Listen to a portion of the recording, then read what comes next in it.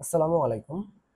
শিল্প মন্ত্রণালয়ের বাংলাদেশ ক্ষুদ্র ও কুটির শিল্প কর্পোরেশন অর্থাৎ বিসিক থেকে রাজস্ব খাতভুক্ত একটি নিয়োগ বিজ্ঞপ্তি প্রকাশ পেয়েছে গত ১ জুলাই ২০২৫। এখানে ৩৪টি ক্যাটাগরিতে মোট ১৮৫ জন লোককে নিয়োগ করা হবে। পদের নাম এবং যোগ্যতা সমূহ জানা যাক। প্রতিটি পদের ক্ষেত্রেই বয়স সীমা হচ্ছে ১৮ থেকে ৩২ বছর।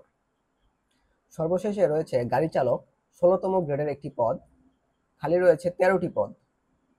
যোগ্যতা কমপক্ষে অষ্টম শ্রেণী পাশ হতে হবে এবং সেই সঙ্গে হালকা ভারী যানবাহন চালনার লাইসেন্স সহ ২ বছরের বাস্তব অভিজ্ঞতা লাগবে। এক্ষেত্রে যোগ্যতা সম্পন্ন বিভাগীয় প্রার্থীগণকে বিবেচনা করা যেতে পারে। অর্থাৎ যদি বিভাগীয় প্রার্থীরা আবেদন করে তাহলে বিভাগীয় প্রার্থীরা অগ্রাধিকার পাবে। এরপর ১৬তম গ্রেডের আরেকটি পদ নকশা সহকারী। এক্ষেত্রে ৩টি পদ রয়েছে।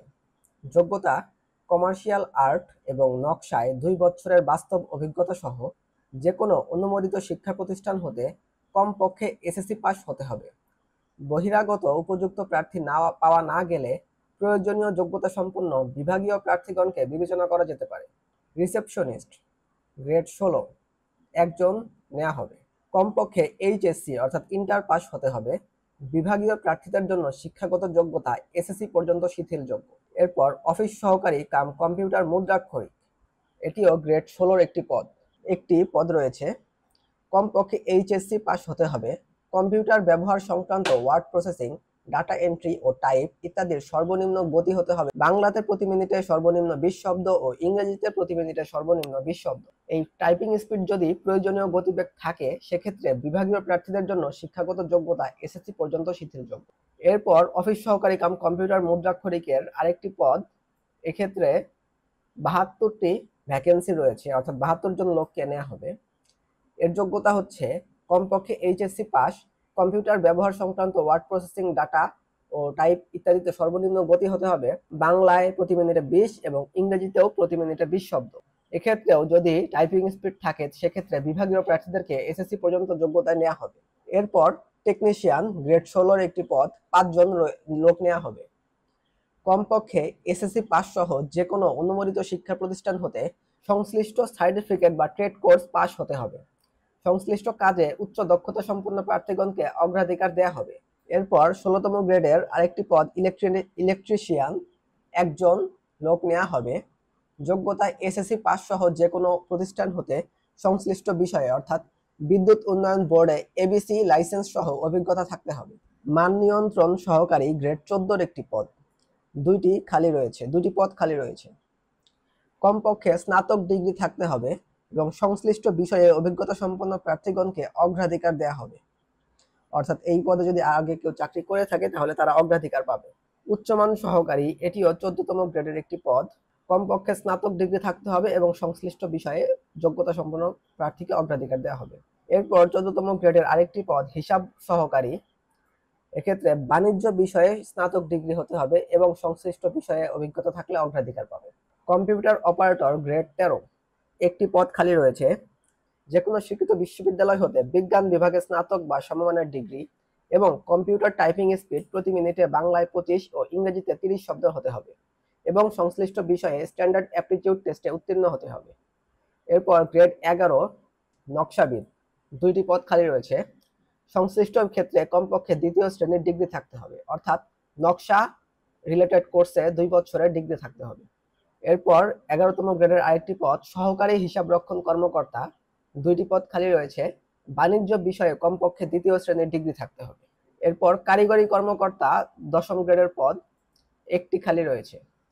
কোনো অনুমোদিত শিক্ষা প্রতিষ্ঠান হতে সংশ্লিষ্ট বিষয়ে ইঞ্জিনিয়ারিং এর ডিপ্লোমা পাস হতে হবে। এরপর কারিগরি কর্মকর্তা ১০ম গ্রেডের পদ, একটি খালি রয়েছে। কোনো অনুমোদিত শিক্ষা প্রতিষ্ঠান হতে সংশ্লিষ্ট বিষয়ে ইঞ্জিনিয়ারিং এর ডিপ্লোমা পাস করতে হবে, অর্থাৎ যোগ্যতা একই। এরপর ড্রাফটম্যানশিপ ও টেকনিক্যাল অফিসার, ড্রাফটম্যানশিপে একটি পদ খালি রয়েছে এবং টেকনিক্যাল অফিসার পদে ১৭টি পদ খালি রয়েছে। দুটির ক্ষেত্রে যোগ্যতা হচ্ছে যে কোনো অনুমোদিত শিক্ষা প্রতিষ্ঠান হতে সংশ্লিষ্ট বিষয়ে ইঞ্জিনিয়ারিং এর ডিপ্লোমা পাস, অর্থাৎ ড্রাফটসম্যানের ক্ষেত্রে ড্রাফটসম্যানশিপে পাস করতে হবে, টেকনিক্যাল অফিসারের ক্ষেত্রে টেকনিক্যাল বিষয়ে পাস করতে হবে। এরপর সহকারী প্রকৌশলী গ্রেড ৯, যোগ্যতা হচ্ছে কমপক্ষে দ্বিতীয় শ্রেণীর বিএসসি ইঞ্জিনিয়ারিং ডিগ্রি থাকতে হবে এবং সেটা সংশ্লিষ্ট বিষয় হতে হবে। এক্ষেত্রে একটি পদ খালি রয়েছে। এরপর ঊর্ধ্বতন নকশাবিদ, এটাতে ফাইন আর্টসে দ্বিতীয় শ্রেণীর ডিগ্রি থাকতে হবে, পদ একটি খালি রয়েছে, এটিও নবম গ্রেডের পদ। এখন থেকে উপরে যে 15টি ক্যাটাগরির পদ রয়েছে প্রত্যেকটি নবম গ্রেডের পদ। 13, 14 এবং 15 অর্থাৎ হিসাবরক্ষণ কর্মকর্তা, অডিট অফিসার, হিসাবরক্ষণ কর্মকর্তা অস্থায়ী, এই তিনটি পদেই নবম গ্রেডের এবং যোগ্যতা একই, অর্থাৎ হিসাব বিজ্ঞান, ব্যাংকিং, ফাইন্যান্স, ব্যবসায় প্রশাসন, অর্থনীতি, পরিসংখ্যান এগুলোর যে কোনো একটি বিষয়ে কমপক্ষে দ্বিতীয় শ্রেণীর মাস্টার্স ডিগ্রি থাকতে হবে, অথবা হিসাব বিজ্ঞান, ব্যাংকিং, ফাইন্যান্স, ব্যবসায় প্রশাসন, অর্থনীতি, পরিসংখ্যান বিষয়ে 4 বছর মেয়াদী কমপক্ষে দ্বিতীয় শ্রেণী বা সমমানের সিজিপিএ সহ স্নাতক বা সমমানের ডিগ্রি থাকতে হবে। এই ক্ষেত্রে দেখার বিষয় হচ্ছে হিসাবরক্ষণ কর্মকর্তা স্থায়ী, এতে 11টি পদ রয়েছে, অডিট অফিসার এতে একটি পদ রয়েছে, হিসাবরক্ষণ কর্মকর্তা এতেও একটি পদ রয়েছে। এরপর বাকি যে 12টি পদ রয়েছে সবগুলোরই যোগ্যতা এক।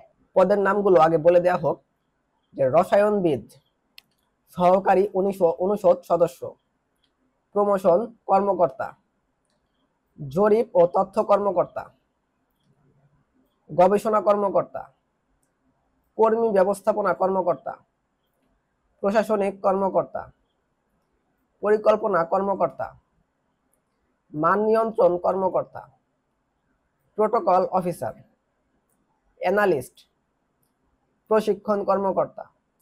এই 12টি পদের ক্ষেত্রে যোগ্যতা হচ্ছে যে কোনো স্বীকৃত বিশ্ববিদ্যালয় হতে কমপক্ষে দ্বিতীয় শ্রেণীর মাস্টার্স ডিগ্রি অথবা দ্বিতীয় শ্রেণীর বিএসসি ইঞ্জিনিয়ারিং ডিগ্রি থাকতে হবে, অথবা যে কোনো বিষয়ে 4 বছর মেয়াদী দ্বিতীয় শ্রেণী বা সমমানের সিজিপিএ সহ স্নাতক পাশ করতে হবে এবং কাজের পদ এবং প্রকৃতি অনুযায়ী ডিগ্রি থাকতে হবে, অর্থাৎ 4 বছরের যে অনার্স বা মাস্টার্সটা করা হবে এগুলো পদ অনুযায়ী সঙ্গতিপূর্ণ হতে হবে।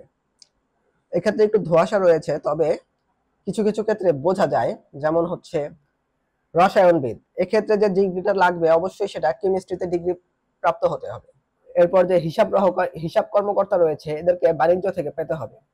এরকম পদ অনুযায়ী ডিগ্রিটা সঙ্গতিপূর্ণ হতে হবে। এই রসায়নবিদে একটি পদ খালি রয়েছে, সহকারী অনুষদ সদস্যদের 2টি পদ খালি রয়েছে, প্রমোশন কর্মকর্তাতে 23টি পদ, জরিপ ও তথ্য কর্মকর্তায় 3টি পদ, গবেষণা কর্মকর্তায় 1টি পদ, কর্মী ব্যবস্থাপনা কর্মকর্তায় 1টি পদ, প্রশাসনিক কর্মকর্তায় 2টি পদ, পরিকল্পনা কর্মকর্তায় 2টি পদ, মান নিয়ন্ত্রণ কর্মকর্তায় 1টি পদ, প্রোটোকল অফিসারে 1টি পদ, অ্যানালিস্ট হিসেবে 1টি পদ, প্রশিক্ষণ কর্মকর্তা 1টি পদ।